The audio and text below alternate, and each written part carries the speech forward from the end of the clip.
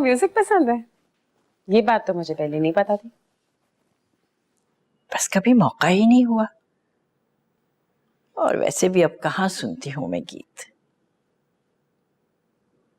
अरे एक जमाना था जब सुना करते थे मैडम नूरजहां को, फरीदा खानम को, और इतने बेहतरीन गाने वाले थे हमारे।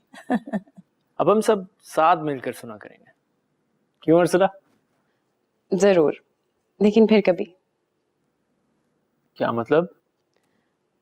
बीजान, मैंने आपकी सब चीजों और दवाइयों के बारे में बानो आपा को बता दिया है। वो आपको वक्त से दवाइयां दे देंगी, आपका ख्याल भी रखेंगी। मैं भी फोन करके आपके बारे में पूछती रहूंगी।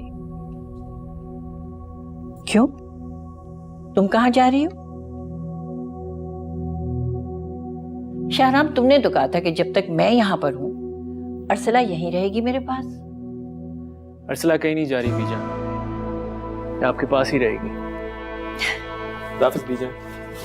खुदा हाफिज बेटा। अब एक मिनट।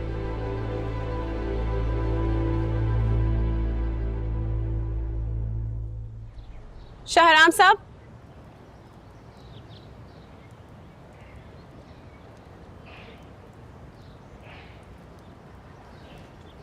आपने फिर से बीजान के सामने वही बात की। आपको मालूम है कि मैं उनके सामने कुछ नहीं कह पाती। क्या जरूरत थी आपको ये सब दोबारा कहने की? जरूरत थी इसीलिए रोका है अर्सला। वैसे भी एक बार में तुम्हें कोई बात समझ नहीं आती ना, इसलिए बार बार कहना पड़ता है। बस, मैं इतने दिन यहाँ नहीं रुक सकती। ये मुनासिब नहीं है। इसमें नामुनासिब वाली क्या बात है अर्सला? अब तक तुम मेरी किसी बात पर नाराज हो तो इसके लिए मैं माफी चाहता हूँ। बीजान देखो कितनी खुश है, ऐसे जैसे उनकी सारी बीमारी गायब हो गई हो। वो प्यार, वो मोहब्बत जो उन्हें तुमसे मिल रहा है, प्लीज उसे इतना जल्दी मत खत्म होने दो,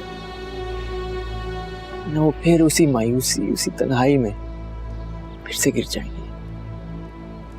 शाहराम साहब, आप और बानो आपा है ना यहाँ, आप रखेंगे उनका ख्याल, वो नहीं महसूस करेंगी। इस घर में कोई भी तुम्हारी जगह नहीं ले सकता अर्सला। इस घर में उनकी तन्हाई को तुमने ही आकर खत्म किया था। बरसों से वो एक खामोश और अलग थलग सी जिंदगी गुजार रही है। वो अपने मुंह से कुछ कहती नहीं है, लेकिन तुम और मैं जानते हैं उनका अंदर का हाल।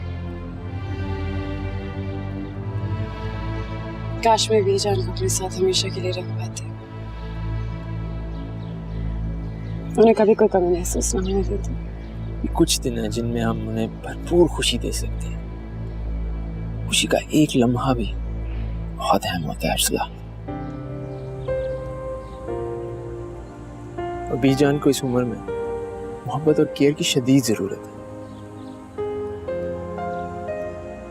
अगर अब भी तुम जाना चाहती हो तो मैं तुम्हें रोकूंगा नहीं।